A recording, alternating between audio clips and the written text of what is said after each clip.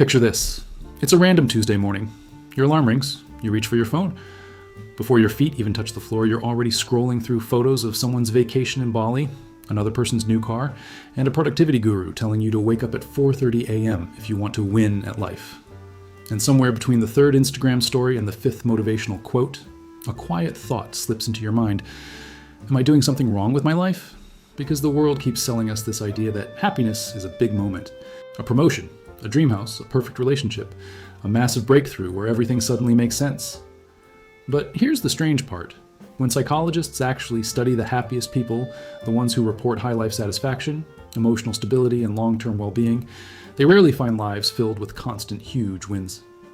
Instead, they find something almost boring. Tiny routines, small habits, ordinary days repeated over and over again. So why is that? Why do the happiest people seem to focus on the smallest, almost invisible daily habits? Let's talk about your brain for a minute. Your brain is not designed to chase happiness the way social media suggests. It's designed to adapt. Psychologists call this hedonic adaptation, a fancy term for something you've definitely experienced. Think about the last time you bought something you really wanted. Maybe it was a new phone, a car, a pair of shoes you couldn't stop thinking about. At first it felt amazing. You kept looking at it, showing it to people. That little spark of excitement was real. But a few weeks later, it became normal. Your brain adjusted. That same thing happens with almost every big life achievement. Promotions, houses, even relationships eventually settle into normality. Your brain says, okay, this is the new baseline now, which means if happiness only comes from big events, you're basically signing up for a life where joy shows up occasionally. The happiest people play a different game. They don't rely on fireworks, they build campfires, small, steady sources of warmth that burn every day. And these campfires are habits. Think about someone who starts their morning with a quiet cup of tea before the chaos begins, or someone who takes a 10-minute walk every evening just to breathe and reset, or the person who writes 3 lines in a journal before bed. Individually, none of these things look impressive.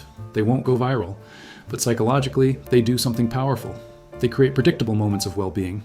Your brain loves predictability, not because it's boring, but because it's safe. Every time you repeat a small positive habit, your brain learns. This is a reliable source of good feelings. Over time, those little sparks accumulate. And here's where neuroscience gets interesting. Every habit you repeat strengthens a pathway in your brain. Neurons that fire together, wire together. So when someone practices gratitude every day, even if it's just thinking about one good thing that happened, the brain literally becomes better at spotting positive experiences. It's like adjusting the brightness setting on your perception. Suddenly, things you used to overlook start to feel meaningful. A good conversation, a sunset you almost missed, a quiet moment of peace between tasks.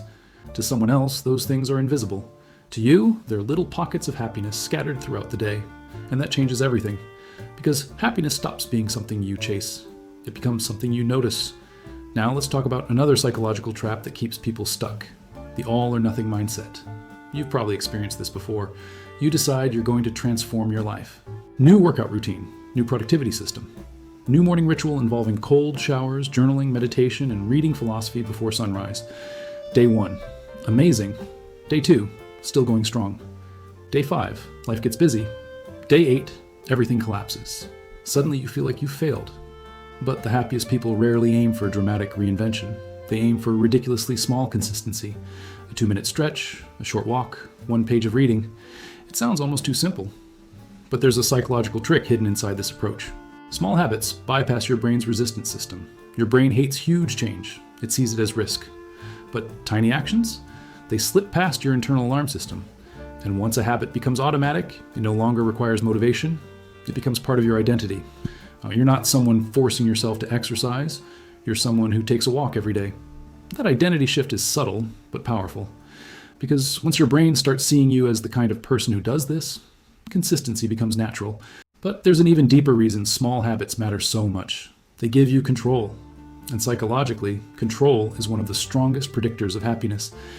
Think about the moments in life when stress feels overwhelming, deadlines piling up, unexpected problems, things happening that you can't fix or predict. In those moments, the world feels chaotic, but small daily habits create anchors. No matter how unpredictable life gets, you still have a few rituals that belong entirely to you.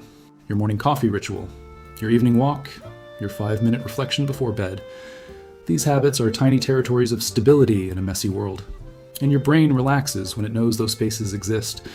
There's actually a fascinating study from researchers at Duke University that found something surprising. About 40% of what we do every day isn't conscious decision making. It's habit.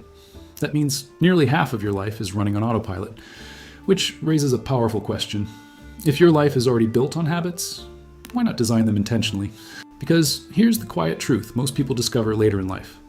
Happiness isn't built in dramatic leaps. It's built in micro moments. Imagine two people living the exact same year. Both go through normal ups and downs. But one person has no intentional daily habits. They wake up stressed, scroll their phone, rush through the day, collapse into bed exhausted. The other person starts their day with 5 minutes of quiet breathing. They step outside for sunlight. They reflect briefly before sleeping. Nothing dramatic, but those small actions create dozens of extra positive moments each week. Over a year, that becomes hundreds. Over a decade, thousands. The difference in emotional experience becomes massive. And here's the beautiful irony. Small habits don't just create happiness, they protect it. Because life will always throw chaos your way. No one escapes bad days, setbacks, heartbreak, or uncertainty. But when your life is built around small, stabilizing routines, you bounce back faster.